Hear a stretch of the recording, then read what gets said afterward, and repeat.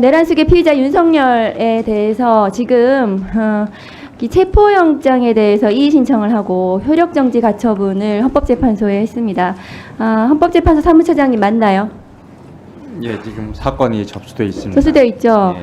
지금 체포에 대해서는 체포영장을 집행하고 형사소송법상 체포적부심으로 불복하는 것 외에는 다른 제도가 없습니다.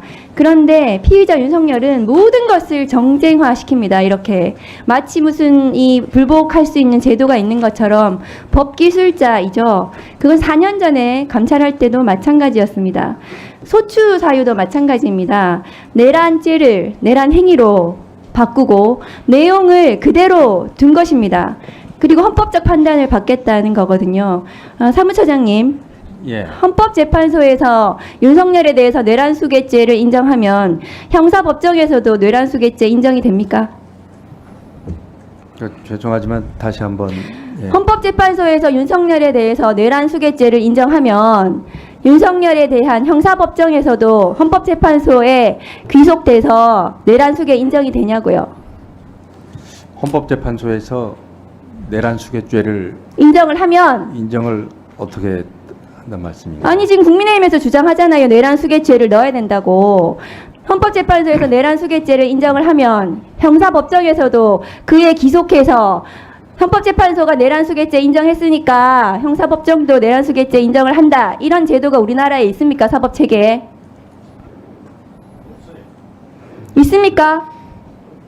헌법재판소가 무슨 전심도 아니잖아요. 그러니까 범죄 성립 여부에 대해서 그렇습니다. 판단할 권한이 없습니다. 네, 헌법재판소는 범죄 성립 여부에 대해서 판단할 권한이 없습니다.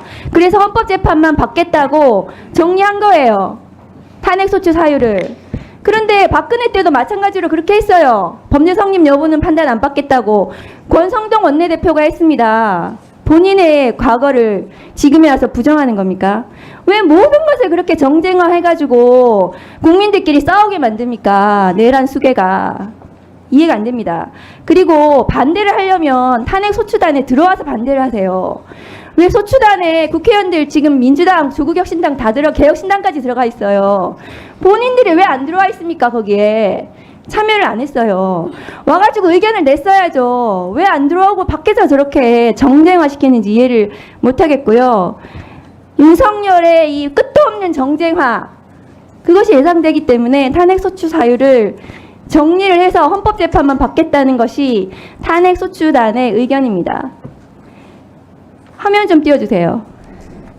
공수처장님, 체포영장 집행을 방해하는 것은 전직 법무부 장관의 저 말에서도 알 수 있죠.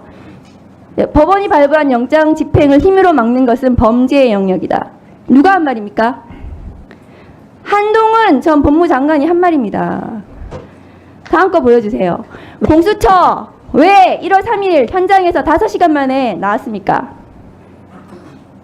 처장님 답변하세요. 경호처의 조직적인 저항으로 인해서 체포영장의 집행이 무산되었습니다.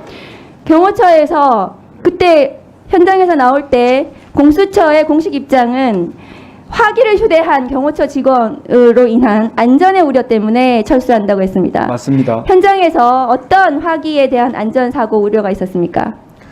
그것을 말씀하셔야 국민들이 납득을 해요. 5시간 만에 나온 게 뭡니까? 점심 먹으러 나왔습니까? 뭐 여러 종류의 그 화기고 지금 특정할 수는 없지만 그리고 지금 제가 그 화면으로 그 보기에는 장갑차 유사의 차량도 있었고 저희들 지금 아무 차량도 가지고 진입하지 못한 그런 상태에서 굉장히 퇴로가 막힌 상태에서 집행을 강행하는데 여러 가지 애를 먹는 그런 상황이었습니다. 아니, 그러니까 현장에서 어떤 제보와 어떤 현장 파악이 되었기 때문에 화기로 인한 안전사고, 그러니까 지금 당시에 경호처 직원이 지금 제보를 했어요. 발포를 해도 된다는 박종준 경호처장의 발언이 있었다. 그런 부분들에 대해서 공수처가 당시에 그런 우려가 있었습니까? 어쨌든 그 심리적으로 또 물리적으로 여러 가지 위협을 느끼고 자칫 그 충돌로 인해 가지고 그 물리적 충돌로 인해서 뭔가 대단한 프레임 전환이 일어나면 저희들이 그 수사하는 걸 넘어서 여러 가지 나쁜 영향을 미치겠다는 그런 판단으로 그 더욱 집행해 나가지 못하게 했습니다. 지금 저 경호처장이 저렇게 버젓이 법원이 적법하게 발부한 법원이 2번이나 판단했습니다. 적법하다고 서울 서부지방법원에서요. 그런데도 불구하고 적법한 영장 집행을 방해한 저 특수공무집행 방해 내란의 공범 박종준 경호처장이 저렇게 버젓이 얼굴 내밀고 나와서 국민들한테 기자회견하고 있습니다. 이런 어처구니 없는 상황 이해가 되십니까? 이거는 윤석열식 언론 플레이거든요. 4년 전에도 마찬가지였어요. 감찰할 때도 밑에 부하 검사들 내세워가지고 자기는 뒤로 숨고 마치 불법한 감찰을 하는 것처럼 온 검사들 다 동원해가지고 언론에 저렇게 들이밀어가지고 동네방네 떠들게 하고 저래가지고 저 사람 지금 잡아야 되는 거예요. 현행범 체포를 왜 안 했습니까? 현장에서 국수본에서 하자 그랬는데 왜 안 했습니까? 공수처가. 그런 부분은 정확하게 말씀드리자면 조금 오해가 있는데요. 저희들이 뭐 현장에서 다 의견이 합치된 건 아니지만 여러 가지 물리적 충돌, 그 충돌로 인한 그 부작용을 막기 위한 그런 판단이었지 뭐 어느 쪽이 맞고 어느 쪽이 실행을 하겠다는 그런 상황은 아니었습니다. 경호처장이 지금 현행범인인데 왜 체포를 안 해요? 거기서 체포를 하셔야죠. 그리고 공조본부는 이 영장 집행과 관련해서 회의체 형성해가지고 회의 몇 번 했습니까? 이 진압 작전에 대해서. 진압 작전과 관련돼 가지고 지속적으로 서로 협의를 해온 아니 것은 맞습니다. 모여가지고 회의를 몇 번 했냐고요? 회수에 대해서는 제가 정확하게는 지금 모이긴 모였습니까? 제법 많은 숫자로 모인 걸로 알고 있습니다. 2차 집행 때는 제대로 진압 작전 성공하십시오. 안 그러면 공수처 그만 폐지하세요. 그런 부분 문제가 없도록 저희들 철저하게 준비해서 성공시키도록 하겠습니다. 네. 네, 수고하셨습니다.